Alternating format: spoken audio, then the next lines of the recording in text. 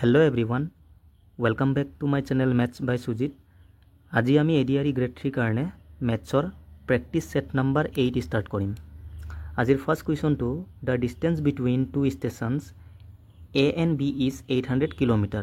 A train covers the journey from A to B at a speed of 90 km per hour and returns to A with a uniform speed of 65 km per hour. Find the average speed of train during the whole journey in kilometer per hour. মানে চোৱা আমাক distance দিয়া আছে এ আৰু B ষ্টেচনৰ মাজৰ ঠিক আছে 800 কিলোমিটাৰ আৰু ট্ৰেনে কভাৰ কৰিছে এই জাৰ্নিটো কিমান এৰ পৰা বি লৈ যাওঁতে ইমান স্পীড ঠিক আছে আকৌ আহোঁতে বিৰ পৰা এ লৈ আহোঁতে কিমান স্পীডটো ইমান ইয়াত চোৱা ডিষ্টেন্সটো ফিক্স 800 কিলোমিটাৰ যাওঁতেও সিমানে কভাৰ কৰিব আহোঁতেও সিমানে হয় না নহয় তো ডিষ্টেন্স যেতিয়াও ফিক্স থাকে ন আৰু স্পীড দুটা দিয়া থাকে যাওঁতে আৰু আহোঁতে তেতিয়া আমি কি কৰিম এভাৰেজ স্পীডৰ ডাইৰেক্ট এটা ফৰ্মুলা আছে সেইটো আমি ইউজ কৰিম ইয়াত তো এভাৰেজ স্পীড ইকুৱেল টু কিমান ফৰ্মুলাটো 2xy ডিভাইড বাই x প্লাছ y এইটো ইউজ কৰিলে আমাৰ এনসাৰ ডাইৰেক্ট আহি যাব x মানে এইটো স্পীডটো ফাৰ্ষ্টটো y মানে সেকেন্ডটো পুট কৰা 2 পূৰণ x মানে কিমান 90 y মানে 65 ডিভাইড বাই x প্লাছ y মানে কি 90 প্লাছ 65 155 হ'ব নহ'ব তো 5 পৰা কাটি দিয়া 5 গুণ 5 5 3 গুণ 15 মানে 5 ৰ পৰা 13 বাৰ যাব 5 3 গুণ 15 5 গুণ 5 এতিয়া চোৱা তলত 31 আছে এই গুটেইটো মই ইনটু কৰি 31 পৰা ডিভাইড কৰিলে আমাৰ এনসাৰটো আহি যাব বাট 31 পৰা অকমান ডিভাইড কৰিবলৈ কি হয় কষ্ট হয় না নহয় 31 ইজ এ প্ৰাইম নাম্বাৰ এতিয়া সময় কি কৰিম এপ্ৰক্সিমেট ইউজ কৰিম এই 31 ৰ জায়গাত মই কি লম 30 এজুম কৰিম কাৰণ 30 ললে 90 ক ডাইৰেক্ট ডিভাইড যাব ন কমপ্লিটলি তলত একো নাথাকিব তেতিয়া আমাৰ এনসাৰটো ইজিলি আহি যাব আৰু সদায় মনত থবা ডিভাইডত যেতিয়াও তলত ন ডাঙৰ সংখ্যা থাকে ডিভাইড কৰিলে অকমান কি এনসাৰটো সৰু আহিব মান সদায় সৰু আহে আৰু ইয়াৰ জায়গাত মই 30 লৈছো মানে ইয়াতকে কম লৈছো কম ললে কি ডিভাইড কৰিলে অকমান ডাঙৰ মান আহিব তো আমি 30 পৰা ডিভাইড কৰিলে মান যেটো আহিব ন মানে এনসাৰ যেটো আহিব তাতকে আমি অকমান কমাই দিম ঠিক আছে কাৰণ একচুয়াল মতে 30 নাছিলে 31 আছিল তো ডিভাইড কৰা 30 পৰা এতিয়া 90 ক 3 বাৰ যাব তো 3 2 গুণ 6 6 13 গুণ কিমান 6 পূৰণ 13 ন কিমান হ'ব 78 কিন্তু এইটো একচুয়াল এনসাৰ নহয় ইয়াতকে অকমান কম আহিব তো ইয়াতকে অকমান কম অপচন চোৱা অকল 75 এ আছে 78 ৰ একদম উছৰা উছৰি হয় না নহয় ইয়াতকে কম এইটোৱে বাকিবোৰ বেছিয়ে কম আছে কিছুমান ডাঙৰ কিছুমান কম তো আমাৰ কাৰেক্ট আনসাৰ কি হ'ব 75.48 ঠিক আছে এনেকে তোমালোকে কৰিব পাৰা নহলে ইনটু কৰি কিনি 31 পৰা ডিভাইড কৰি দিবা আনসাৰ আহি যাব দুই নম্বৰটো চোৱা in a flight of 600 kilometre an aircraft slow down due to bad weather its average speed for the trip reduce by 200 kilometre per hour and the time of flight increase by 30 minute find the original speed কি কৈছে total distance আমাক দিয়া আছে ফ্লাইটৰ পৰা ইমান distance cover কৰিব লাগে 600 kilometre aircraft slow down due to bad weather মানে ওয়েদাৰ বেয়া কাৰণে কি স্লো হৈ গ'ল স্পীডটো ঠিক আছে কিমান কমিলে স্পীডটো reduce by 200 kilometre per hour তো ইমান কিলোমিটাৰ পাৰ আৱাৰ কি স্পীডটো কমি গ'ল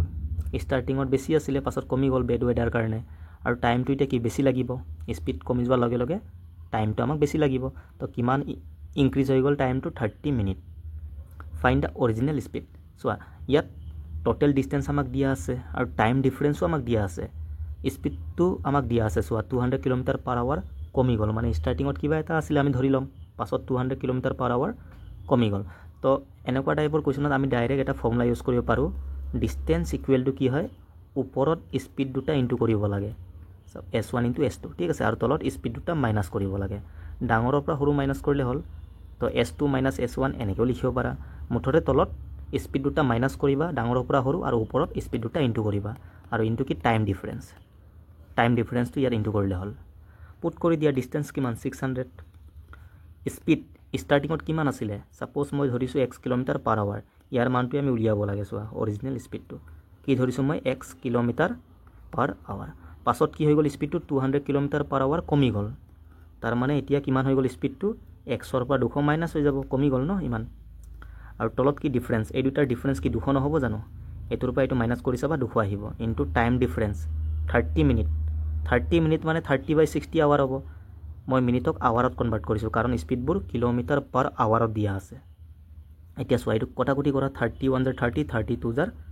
কিমান 60 তলত কিমান 200 গুণ কিমান 400 হৈ যাব এতিয়া চোৱা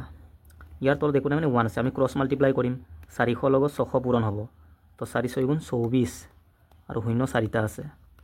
আৰু এফালে x into x minus 200 to 1 লগত ইনটু কৰিলে x into x x minus 200 আহিব ঠিক আছে এক্সৰ মান লাগে এতিয়া চোৱা এইটো আমি এনেকৈ যদি বেছিকৈ সলভ কৰোঁ কোৱাড্ৰেটিক ইকুৱেশ্যন বনিব কেলকুলেটিভ হৈ যাব বহুত টাইম লাগিব তাতকৈ মই অপশ্যনৰ পৰা যাম অপশ্যনৰ পৰা বেষ্ট হ'ব চোৱা এক্সৰ মান কিবা এটা পুট কৰা এইটো সলভ কৰি ইমান পাব লাগে প্ৰথমে চোৱা 400 পুট কৰি চোৱা এক্সৰ মানটো তো এক্সৰ জেগা 400 পুট কৰিলে 400 মাইনাছ 200 200 নহ'ব জানো তো 400 পূৰণ 200 কিমান 4 দুগুণ 8 8ৰ পৰা ষ্টাৰ্ট হ'ব মানে ইয়াত আহিব কিমান 8000 এনেকৈ আহিব হয় না নহয় তো এইটো আমাৰ এনচাৰ নহয়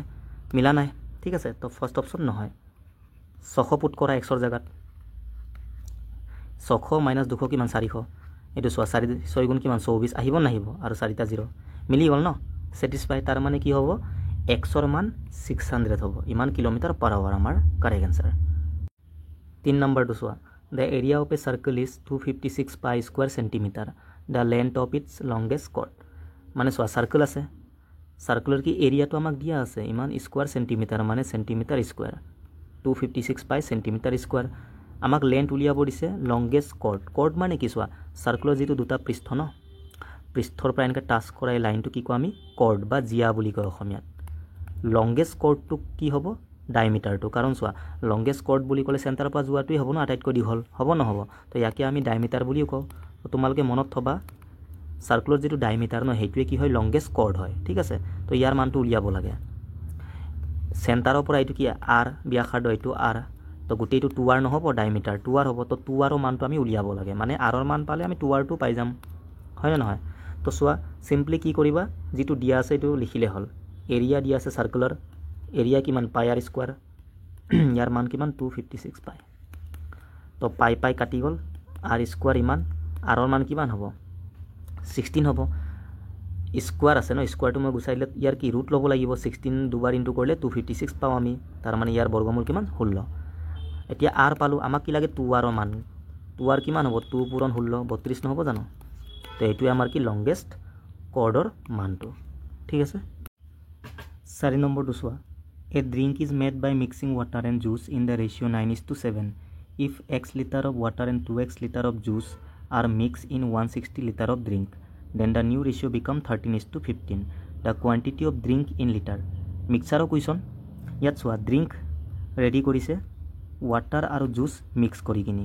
ৱাটাৰ আৰু জুচৰ যিটো ৰেচিঅ' কিমান ষ্টাৰ্টিঙত 9:7 আছিলে if x litre and 2x litre of juice are mix মানে চোৱা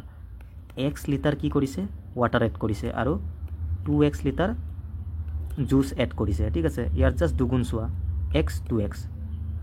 কৰাৰ পাছত নতুন যিটো ৰেচিঅ' কিমান 13:15 হৈ গ'ল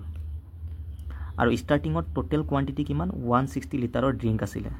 আমাক কি উলিয়াব দিছে দ্য কোৱান্টিটি অফ ড্ৰিংক মানে এতিয়া কিমান হ'ল টোটেল সেইটো সুধিছে এতিয়া চোৱা আমি কি কৰিম ন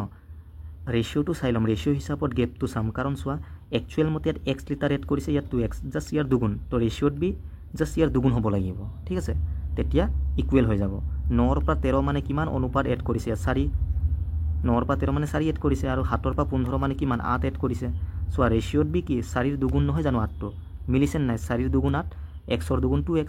তাৰ মানে ইয়াত গেপটো ঠিক আছে আমি মিলাব নালাগে ঠিক আছে কাৰণ ৰেচিঅ'টো গেপটো দুগুণে আছে ৰিয়েল মতো দুগুণ বুলি কৈছে তাৰ মানে একো কৰিব নালাগে জাষ্ট চিম্পলি আমি ওলালে হ'ল এতিয়া চোৱা ষ্টাৰ্টিঙত টোটেল ৱাটাৰ আৰু জুচ মিলাই 9 আৰু 7 টোটেল কিমান 9 আৰু 7 যোগ কৰিলে টোটেলটো আহিব কিমান 16 কিন্তু কুৱেশ্যনত টোটেল কিমান দিয়া আছিলে 160 তো একৰ মান কিমান হ'ব 16 পৰা হৰণ কৰা 10 আহিলে 10 লিটাৰ হ'ল আমাক কি উলিয়াব দিছে টোটেল কোৱান্টিটি অফ ড্ৰিংক মানে এতিয়া কিমান টোটেল 13 আৰু 15 প্লাছ কৰা 28 তো 28ৰ মানটো উলিয়াব লাগে একৰ মান 10 হ'লে 28ৰ মান 280 লিটাৰ হ'ব নহ'ব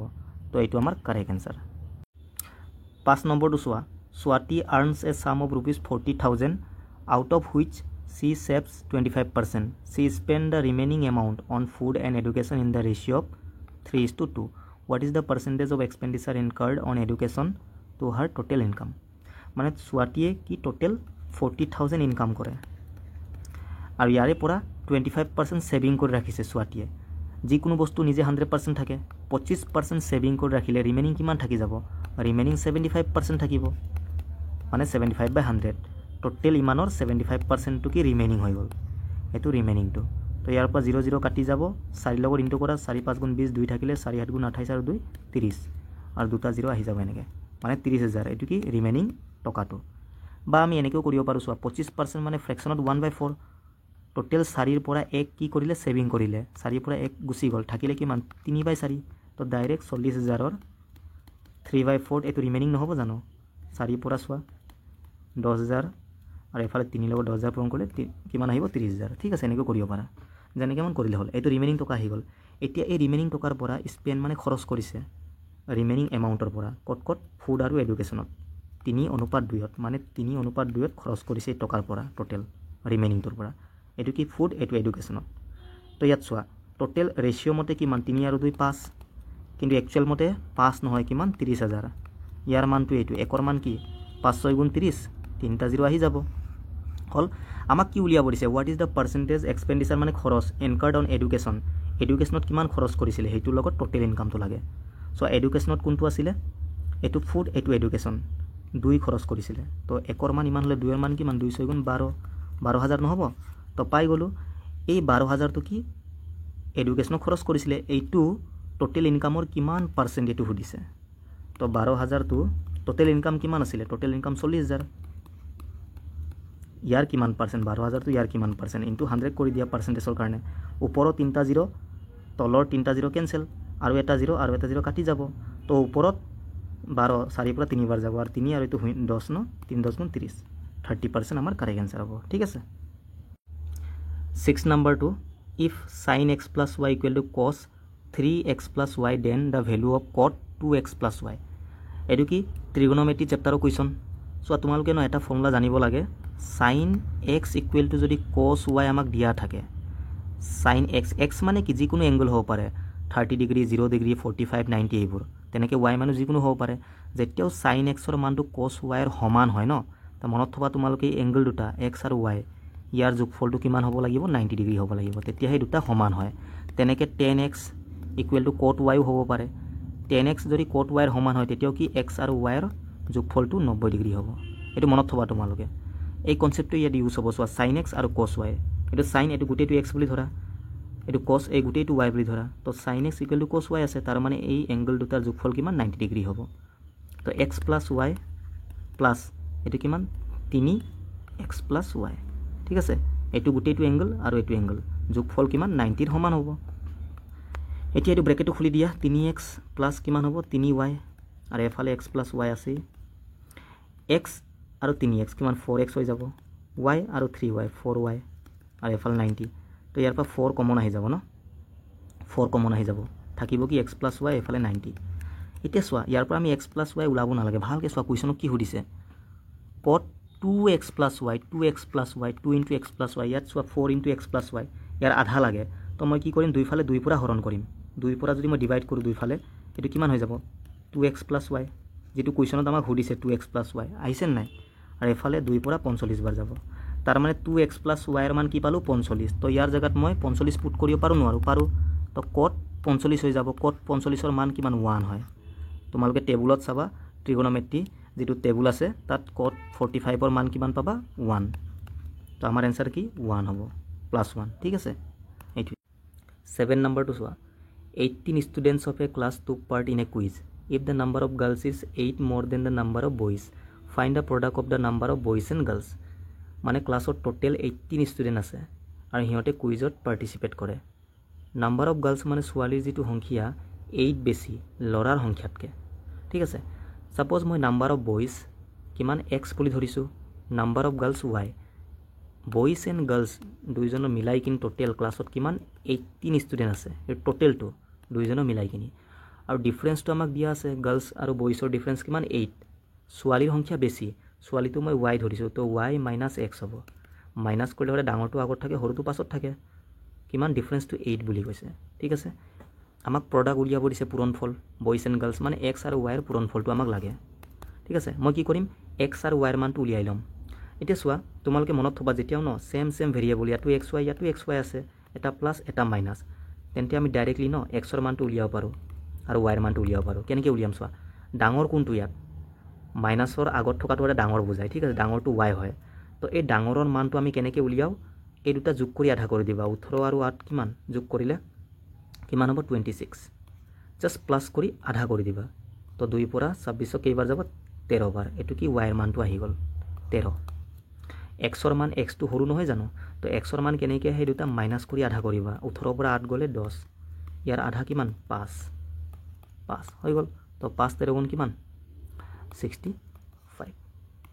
ঠিক আছে যেতিয়াও সেম ভেৰিয়েবল থাকে এটা প্লাছ এটা মাইনাছ থাকিলে ডাঙৰৰ মানটো ডাঙৰ বুলি কেনেকৈ গম পাম মাইনাছৰ আগত হোৱাৰ ডাঙৰ ইয়াৰ মানটো উলিয়াব হ'লে দুটা যোগ কৰি আধা কৰি দিবা আৰু যেটো সৰু এই দুটাৰ ভিতৰত সৰুটো x নহয় জানো তাৰ কাৰণে এইটো মাইনাছ কৰি আধা কৰি দিব লাগে তো 5 13 পালো পূৰণ কৰিলে 65 8 নম্বৰটো চোৱা ইফ 25 পাৱাৰ x মানে 25 পাৱাৰ x দিয়া আছে আৰু এফালে 125 পাৱাৰ y তেন্তে x ৰেচিঅ' y উলিয়াব দিছে মানে ৰেচিঅ' মানে কি ডিভাইড হয় x বাই y টো আমি উলিয়াব লাগে এতিয়া এনেকুৱা টাইপৰ কুৱেশ্যনত যেতিয়া পাৱাৰ আৰু সমান চিন দিয়া থাকে ন তোমালোকে বেছটো সেম কৰিলে হ'ল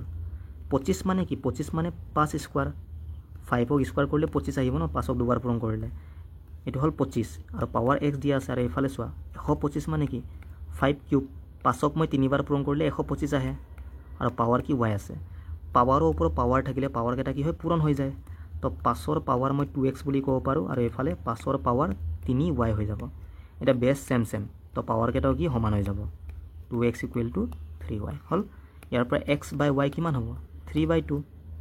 ক্ৰস মাল্টিপ্লাই কৰিলে সোৱা 2x এটোৱে আহিব 3y এটোৱে আহিব তো কিমান 3/2 এটা আমাৰ কাৰেক্ট আনসাৰ 9 নম্বৰটো সোৱা a man borrowed ₹29,000 for 3 years and ₹45,000 for 5 years at the same rate of simple interest if he paid a total interest of ₹62,400 then what was the rate of the interest simple interest question এইটো মানে মানুহ এজনে ইমান টকা ধাৰত লৈছে 3 বছৰৰ কাৰণে আৰু ইমান টকা লৈছে 5 বছৰৰ কাৰণে সেম ৰেট বুলি কৈছে r টু সেম সিম্পল ইন্টাৰেষ্টত আৰু টোটাল ইন্টাৰেষ্ট কিমান পে কৰিছে ইমান তো ৰেটটো কিমান এটো সুধিছে আমি জানো SI = কি PRT/100 এই ফৰ্মুলাটো আমি ইউজ কৰিম ঠিক আছে SI মানে টোটাল ইন্টাৰেষ্টটো কিমান দিয়া আছে ইয়াত 62400 P মানে কিমান 29000 ঠিক আছে আৰু এফালে r কিমান উলিয়াব লাগে আমি